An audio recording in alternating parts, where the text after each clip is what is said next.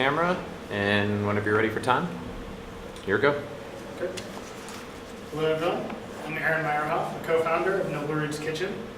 We are a group of designers that believe design thinking can be used to solve some of our community's toughest issues. Nearly half of low to moderate income Denver neighborhoods lack access to healthy food. These communities are considered food deserts when they're more than a mile from the nearest grocery store. Food desert residents face multiple challenges. Because fast food is more readily available, they're more likely to eat high-calorie food with low nutritional value. They're more likely to be obese, suffer from chronic illness, and get certain types of cancer. They spend more time traveling to and from the grocery store, and because they're more likely to be low income, they often travel to multiple stores to take advantage of sales to stretch the dollar. It takes a community. Food deserts pose a multifaceted problem and require a multifaceted solution.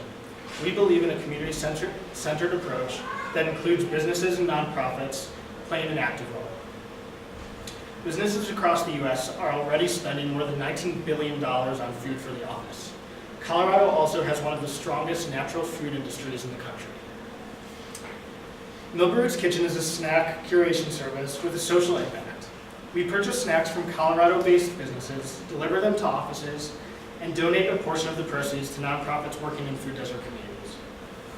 We're proud to include both large and emerging food brands, including Oogie's, Justin's, Noosa, and more.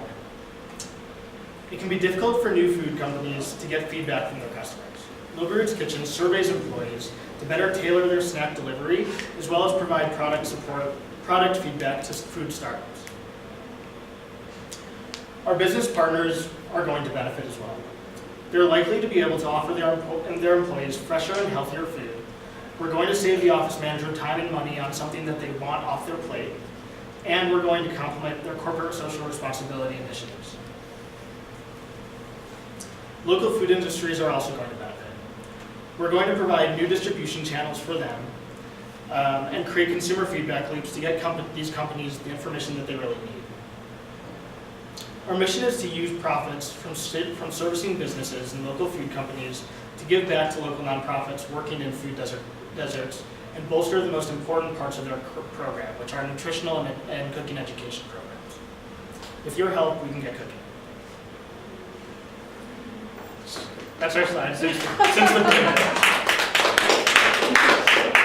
All right, you came in at about 2 minutes and change, 2 minutes 30 seconds.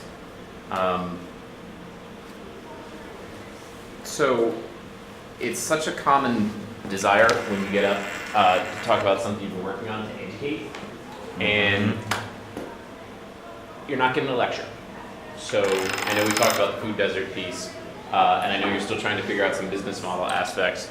Just be really, really wary of going down a path of trying to tell us something that you think is important, that you feel we need to know, because 90% of the audience probably doesn't care. And that's the sort of risk-reward point of developing ventures. You want to not only talk about why it's important, but how you're validating that through market uptake and experience. I know you're just starting to do that, so you're probably building on some of the points of conveyance that we talked about. But just be aware, like, you're not up there to educate unless it's serving the mission of conveying why what you're doing and developing and bringing to market is solving a problem and meeting a need. Yeah. So in 2.5 minutes, I learned a bit about food deserts and kind of the goals that you have. And I know that's some of the stuff that you're still probably trying to develop to put into the slide deck. But I just want to make sure you as a cohort know that you're really not up there to educate unless it's in step with how the product you're creating validates that there's a need and a market and a demand, and that in and of itself should be enough of an aha moment for the audience. So just on that point then, just so I know for our notes, the education piece that you think might be too long is the education about what a food desert is. Is that correct? Yeah, okay. For me. Like I know I've said, hey, what's a food desert? And you're looking at this opportunity and development for need, but it's not unique to you. I think most of you are starting in a place where you're trying to educate the audience to sort of convey your why. The why should be pretty direct and immediate, you know, and that's kind of the like, sleight of hand in your entrepreneurship. Like, this problem exists, here's how we're solving it. Not, this problem exists, let me tell you all about the problem and give you no sense of resolution solution. 2 to 3 sentences you should be able to describe what a food desert is, how many there are in Colorado, and the like problems bullet list that you have, right?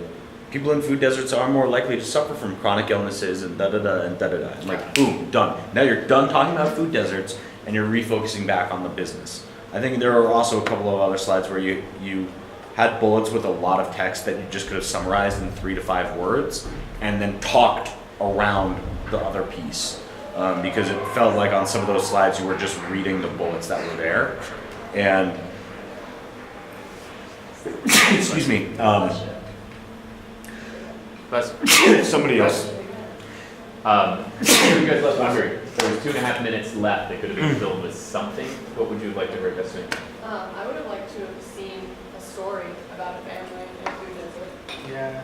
Honestly, I think that if you're going to talk about the food desert, I personally would love to see like a picture of a family in a food desert and hear a story about it, and then, you know, really get to know them or hear what their problem is, you know, why, like put the face to it. Like, I think that talking about food deserts is great, but showing the realization of what is actually happening within that food desert, like maybe even if you had like, you go out and drive your car around downtown Denver through one of these food deserts and show fast food after fast food after fast food, like a time-lapse video of it, I think that'd be pretty awesome to put in there.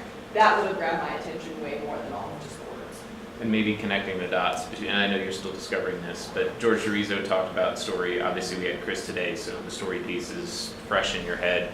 But that connection of there's a problem in that certain places you can't find good fresh food, and we might take it for granted that, you know, Google serves its employees great healthy snacks, and you have the advantage of being in Boulder where ...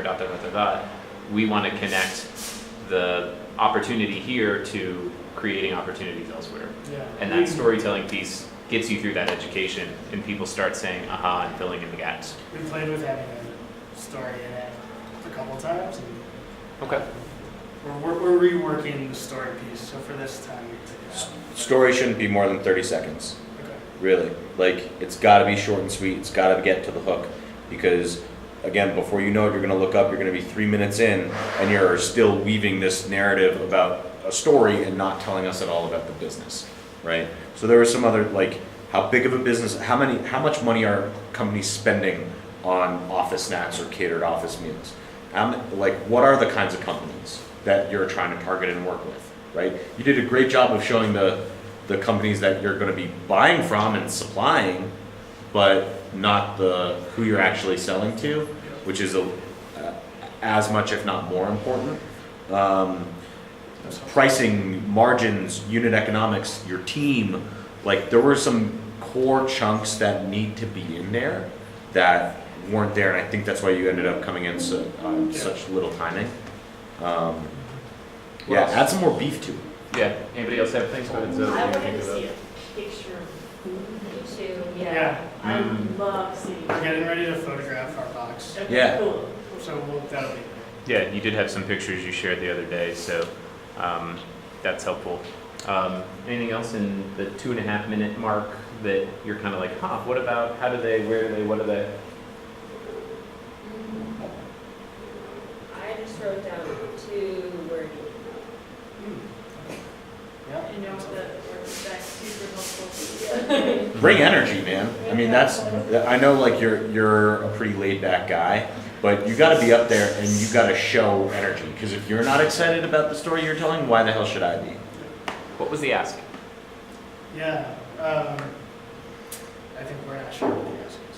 So that's a good question.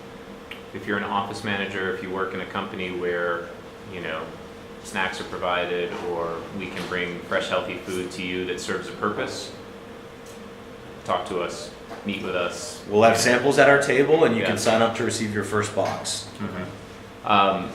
There's a piece of this too, as you're exploring, and again, I know Pivot and everything else, that feedback loop to the food and snack and providers. You got a team here that's obviously done a lot of in-store demos and knows kind of what feedback is helpful and useful. And you might have seen some visceral response on me. I was thinking about another entrepreneur I knew that was doing a model of forwarding new product and expecting feedback, and there was a significant drop off. People would get the product and they'd never say anything. So he didn't really get what he wanted out of that. So just be clear that when you're talking about that, you have a clear sense of why this is going to work better than some other things that have been tried. Again, you're in a space where things like this have been tried before, and that's another test that Nicole Glaros talked a lot about. If you are in a market where something like this has been done before, and chances are everything you're thinking about right now has been attempted or done before, make it clear why you're unique, special, different, and you're going to be successful in the venture. And yeah, you might be guessing at some of that, but lean into what you're learning from your customers and from those assumptions and hypothesis testing.